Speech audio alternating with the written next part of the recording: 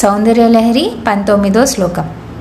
ముఖం బిందుం కృత్వా కుచయుగమదస్త్య తదతో హరాద్యం ధ్యాయేద్యో హర్షితే మన్మదకలాం ససద్యా సంక్షోభం నయతి వనిత ఇత్యతి లఘు త్రిలోకీమాప్యాసు భ్రమయతిరన్వీందస్తయుగాం.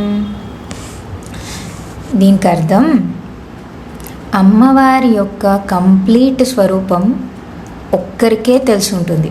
అది ఎవరు? శివుడు. శివుడికే ఆమె కంప్లీట్ స్వరూపం తెలుసు. సాధన చేసే వాళ్ళకి, భక్తులకి ఆమె స్వరూపము తెలుస్తూ ఉంటుంది, అంటే తెలుసుకుంటూ ఉంటారు. కానీ కంప్లీట్ స్వరూపం తెలియడం కష్టం. కానీ సాధన చేస్తూ ఉంటూ అలాగే కామ బీజాన్ని, అంటే మనలో ఉన్న కామాన్ని కామ బీజాన్ని కంట్రోల్ చేసుకొని తన సాధన కంటిన్యూ చేస్తూ ఉంటే అమ్మవారిలోనే కలిసిపోయే అవకాశం వస్తుంది. అంటే అమ్మవారి స్వరూపం అయిపోయే ఛాన్స్ వస్తుంది. అమ్మవారి లాగానే మనము అయిపోతామన్నమాట.